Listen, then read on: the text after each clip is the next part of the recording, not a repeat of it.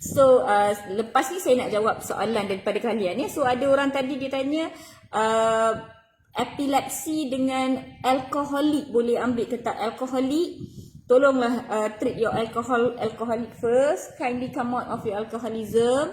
Banyak klinik-klinik quit alcohol dekat pusat Kementerian Kesihatan Malaysia yang ada, pharmacist yang ada. So please treat your alcoholism. And epilepsi, makan ubat dengan mengikut masa, make sure ada follow up, make sure epilepsi anda terkawal, dan if it's terkawal then you boleh ambil vaksin kepada pregnant and breastfeeding boleh ambil vaksin atau tidak? Azura Aziz. Okey, saya ada satu video khas untuk topik ini yang mana saya berbual dengan seorang doktor pakar ONG. Semua information yang anda mahu mengenai pregnant, breastfeeding dan juga cuba untuk pregnant ada dalam video itu, dan komen diberi oleh doktor pakar ONG sendiri ya. Jadi boleh tengok video tersebut Puan Azura Aziz. Huda Mansur, hai Dr. Mala, saya baru join live doktor, nak tanya kalau saya jenis immune body lemah, senang demam dan kerap demam, perlu ke ambil vaksin ini? Perlu. Kalau boleh cuba buat satu medical check up dengan doktor berdekatan, sama ada di klinik swasta ataupun di klinik kesihatan. Apa yang dimaksudkan dengan immune rendah tu? Kalau tak ada masalah daripada medical check up, you boleh ambil vaksin, no problem after first vaccine boleh bekerja ke? Oh, non siesa.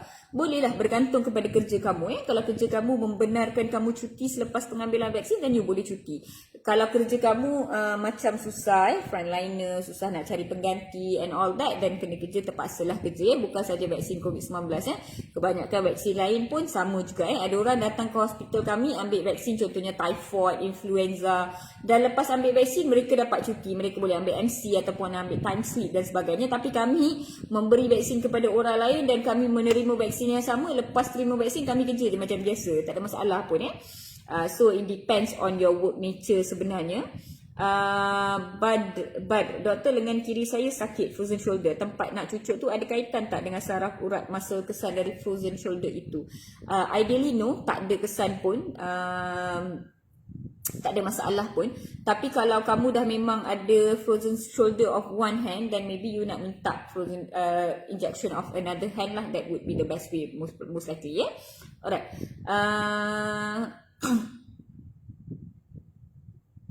Okay, Halina Jamaluddin, suami saya macam nak tumbang masa dia main badminton bersama anak, iaitu 2 hari selepas pengambilan vaksin. Memang dinasihatkan kalau boleh jangan ambil jangan buat aktiviti bersukan ataupun apa-apa yang terlampau kuat selepas pengambilan vaksin Okay, alright.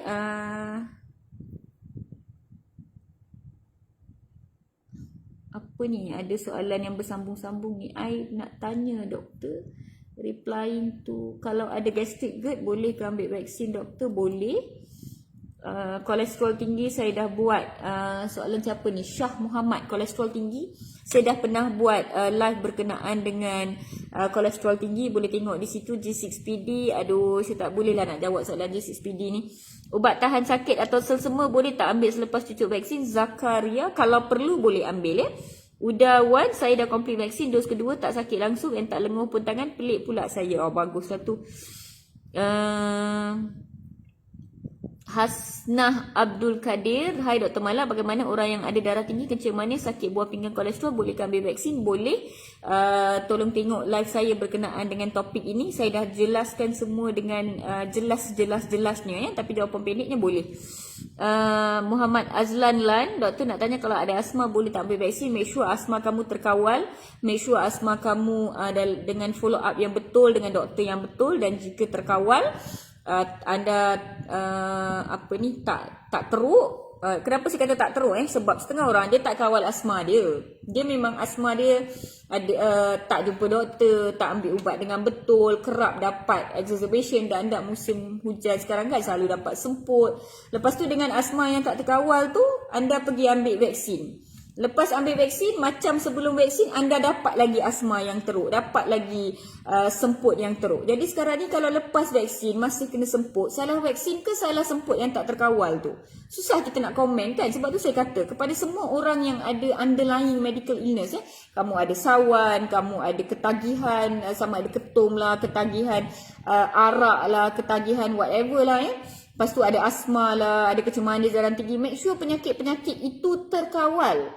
Ya, jika penyakit itu terkawal, maka betul lah niat kamu mengambil vaksin COVID-19 supaya kamu tercegah daripada jangkitan ini. Kalau dah penyakit asal pun tak terkawal, memang dah teruk, gula dah setinggi gunung, tekanan darah tinggi dah 3 tahun tak makan ubat, pressure biasanya memang 180/200, 180/200 dan kamu terima vaksin. Jika sesuatu berlaku selepas pengambilan vaksin, lepas pengambilan vaksin 2 minggu lepas tu kebetulan tekanan darah menjadi tinggi sampai pendarahan dalam kepala. Sekarang ni kita nak salahkan anda yang tak mengawal tekanan darah tinggi, tak makan ubat 3 tahun ke, ataupun kita nak salahkan vaksin? Dia menjadi fitnah tak tentu pasal ke atas vaksin. Sebab tu saya kata kawal penyakit yang ada tu dulu ya. So tolong faham konsep tu di situ. Alright, nak menjawab soalan orang lain. Miss Sai TPG, doktor perlu ke kita buat medical check up sebelum mengambil vaksin? Tak tahu apa penyakit yang ada. Betul, perlu ya. Kebanyakan bila saya bagi corporate talk dengan company-company yang minta saya bagi talk khas untuk mereka, memang saya sarankan buat medical check up sebelum pengambilan vaksin. Sebab kadang-kadang kamu bukannya tiada apa-apa penyakit ni, kamu tak pernah tahu. Especially kolesterol dengan tekanan darah tinggi. Dua benda ni bukannya tak tahu, tapi tak pernah tahu, tak pernah check kan. So dia jadi susah di situ. So kalau boleh ambil pesakit VDRL positif boleh ke ambil vaksin ni doktor? Boleh, tak ada masalah. Selain as long as kamu bukan on steroid treatment, boleh ambil Okay, thank you for soalannya Surya Hafiz. Dr. Malah, satu kes kat Singapore, satu foreign worker. Alright, satu kes yang berlaku di Singapore, seorang pekerja asing yang telah melengkapkan 2 dos vaksin COVID-19 pada Februari 2021 disahkan positif COVID-19 pada baru-baru ni, bulan 3 ke bulan 4 Jadi timbul persoalan vaksin ini berkesan atau tidak. Okey, jadi saya masih berpegang kepada vaksin ini berkesan ya. Seperti yang kita tahu, vaksin Pfizer BioNTech kadar keberkesanannya adalah lebih kurang 95% dalam mencegah jangkitan COVID-19. Jadi bila kita bagi 100 orang, 95 orang akan tercegah daripada jangkitan ini, baki 5 orang masih ada kemungkinan untuk dapat jangkitan ini. Sebab tu kita kata walaupun kamu dah dapat vaksin, pakai mask, gunakan hand sanitizer dan kekalkan penjarakan sosial, sebab kita tak tahu kamu 95 orang ini ataupun 5 orang ini. Ya, jadi pekerja asing ini tergolong dalam 5 orang ini, yang mana antibody yang tercipta di dalam badan dia tidak optimum, tidak tinggi sehingga mampu mencegah jangkitan itu sendiri ya. Tetapi apa yang bestnya adalah pesakit tersebut, tak silap saya dia COVID-19 kategori 2 jadi agak ringan.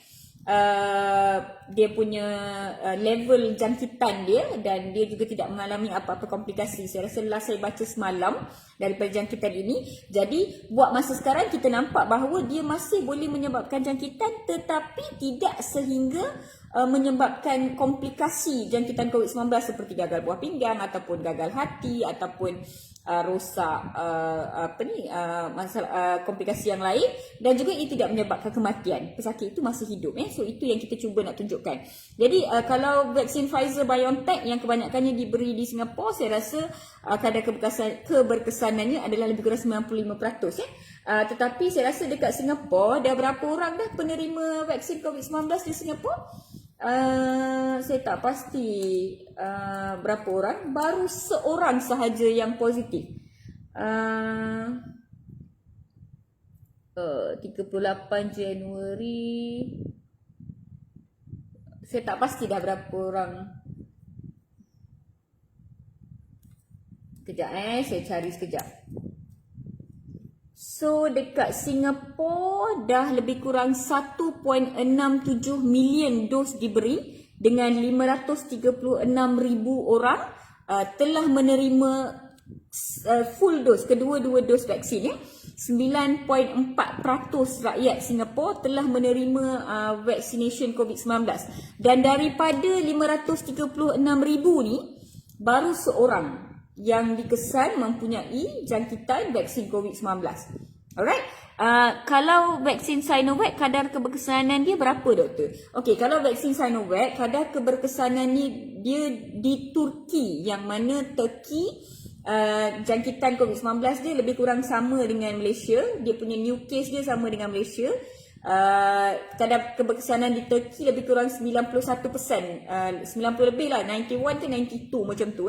Di Brazil yang mana new case lebih kurang 20 hingga 30 ribu sehari, dengan kehadiran varian mutasi di Brazil, kadar keberkesanan lebih kurang 50.4% di Brazil. Beberapa negara memberi Sinovac dengan aktifnya seperti United Arab Emirates.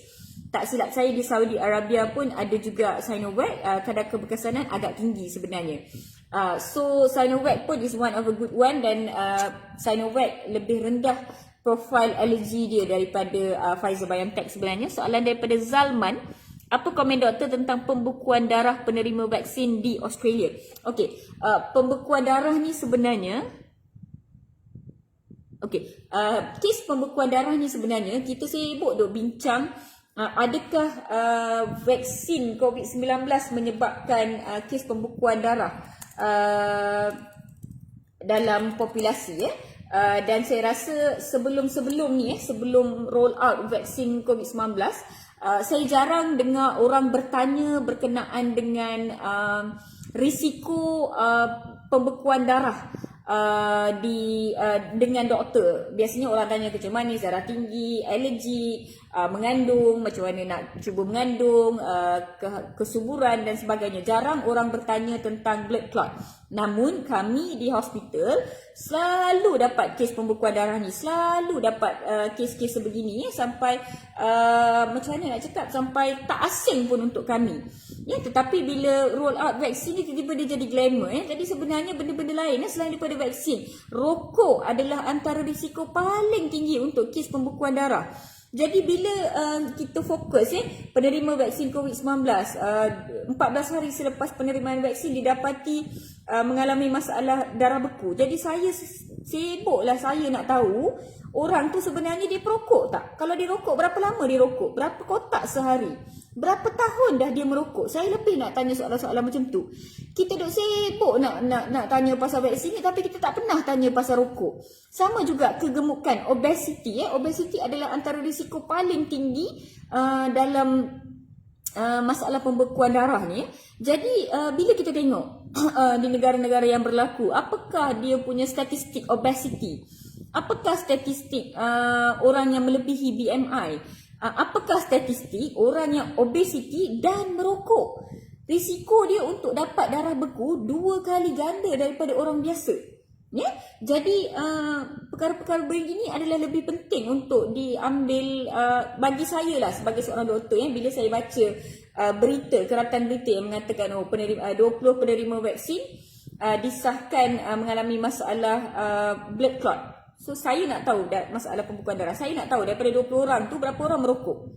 Daripada 20 orang tu berapa orang obesity. Daripada 20 orang tu berapa orang yang bedbound, dia tak boleh, dia stroke, dia ada masalah seperti contohnya multiple sclerosis, dan dia bedbound, kita panggil immobile, dia tak boleh bergerak. Sebab kita tahu vaksin COVID-19 ni diutamakan kepada warga-warga yang mempunyai masalah kronik. So sometimes orang yang masalah kronik ni maksudnya dia pernah stroke, dia ada masalah macam patah masalah tulang belakang yang menyebabkan dia tak boleh bergerak.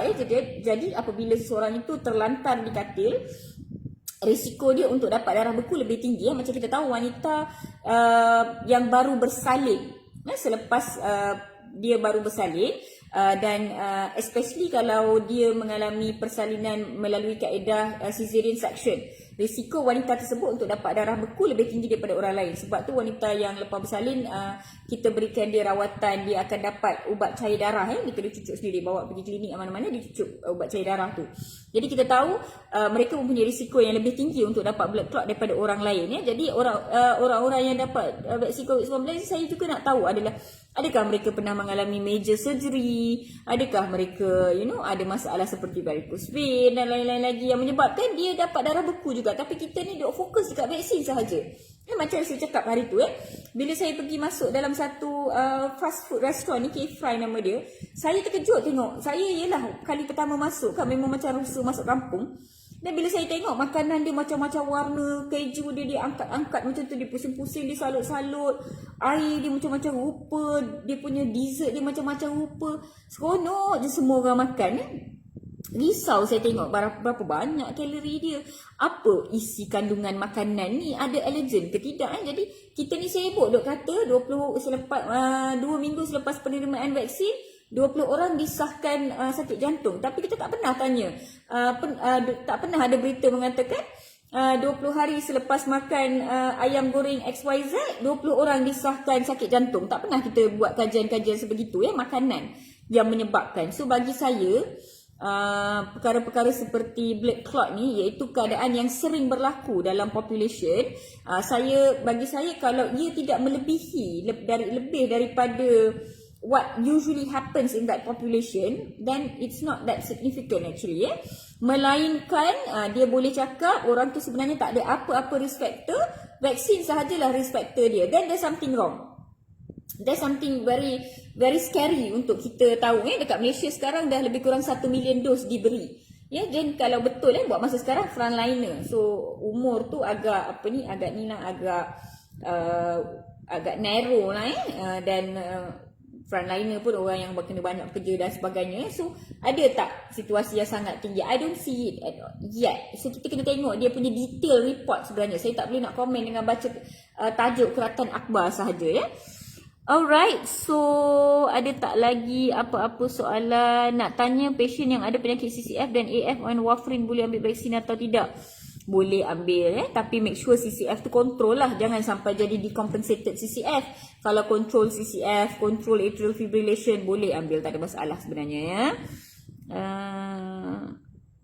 Pengambilan vaksin yang berlainan, adakah akan dapat kesan sampingan yang sama? Kenapa nak ambil vaksin berlainan? Dos pertama dengan dos kedua kena ambil vaksin yang sama, Encik. Kalau saya ambil Sabariah Sahir. Okey, ni antara soalan yang glamour Sabariah Sahir. Doktor, saya berumur 60 tahun, pesakit arthritis. Kalau saya ambil vaksin, apa risiko yang mungkin saya dapat? Semua orang mempunyai risiko yang lebih kurang sama. Tak kisahlah umur anda berapa, apa penyakit anda dan sebagainya. Risiko tu almost the same seperti risiko yang ada dalam leaflet itu. Ia tidak membezakan kumpulan darah saya macam ni okey ke doktor, umur saya macam ni okey ke doktor, saya ada penyakit ni okey ke doktor. Dia tak ada beza macam tu sebenarnya. Dia adalah kesan sampingan tu adalah untuk semua orang dalam Pfizer BioNTech ni beza dia hanyalah alergi saja. Lebih ramai orang yang dapat alahan dengan vaksin Pfizer BioNTech berbanding dengan vaksin-vaksin lain. Kita akan tahukah apa jenis vaksin yang akan diberikan sebelum doktor cucuk? Tak, sebenarnya tak diberitahu. Kami tak diberitahu. Tapi bila pergi sana memang dia kata Pfizer lah. Memang saya pun lebih kurang dapat agak Pfizer BioNTech sebab yelah first phase ni memang semua kebanyakannya Pfizer lah. Waktu saya dapat first dose tu Sinovac tak start lagi kot saya rasa. So memang Pfizer lah. Saya rasa sebelum pergi tak diberitahu Okey, saya jawab 1 hingga Okey, saya jawab lebih kurang 1 hingga 2 soalan. Lepas tu saya akan tamatkan sesi live ni Sundari, I dah jawab. I think they didn't tell us. Betul, Rosalia. Betul tu doktor. Sebab tu ada pepatah penyakit bermula dari perut. Betul penyakit memang bermula daripada perut. Kalau lah kita cakap tentang pemakanan Okey, Mat Z. Betul ke kalau orang yang aktif bersukan akan lebih cepat kesan sebab mempunyai antibody kuat cuba lawan vaksin? Saya tak pernah dengar pula macam tu. Saya rasa sejak daripada bulan 1 hari tu saya tak bersukan banyak pun, setakat exercise dalam rumah sikit-sikit je, tapi saya demam boleh tahan jugalah. So saya tak pasti sebenarnya. I don't think so there is a relationship. I'm not sure. Kolesterol tinggi, kalau kolesterol tinggi doktor boleh ambil. Hai doktor, sorry doktor baru join tadi, ada kerja sikit, saya sokong apa yang doktor katakan. Nurwati Khalidwati, thank you so much.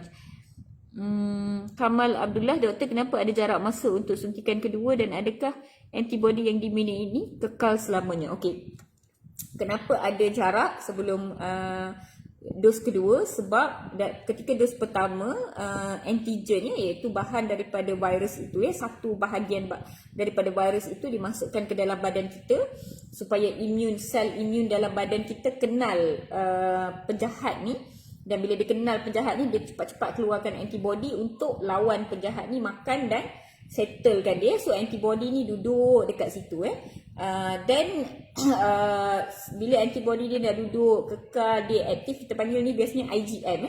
So IgM ni dia biasanya duduk lebih kurang dalam 14 hingga 28 hari lah, bergantung kepada jenis IgM. So dia ada dalam badan sebenarnya at one point tu dia macam makin sikit. Sebab bila virus tu ada, penjahat tu ada, dia aktif lah. Tapi bila dia dah bunuh semua penjahat ni, dia makin lama makin rendah. And then bila dia dalam keadaan sikit lagi nak rendah tu, kita masukkan balik antigen. So bila dia baru nak relax, bila dia nampak balik penjahat, dia bangun, dia punya marah tu, dia bangun balik, dia bunuh. Lepas tu antigen ni pun, yalah dia kali kedua masuk dalam badan tu kan, dia pun canak-canak, habis antibody dibunuh. So dia daripada nak tidur tu, dia naik balik, dia dia jadi kuat sangat. So dia akan kekal tinggi sebenarnya. Sebab tu kita perlukan yang kedua. Sebab bila yang pertama tu antibody tu makin turun, yang kedua, dos kedua masuk, dia terus mencanak tinggi dan dia akan kekal tinggi macam tu. Menjawab bahagian kedua soalan tu, berapa lama kekal dalam badan, buat masa ni kita tak pasti, kita tak ada data.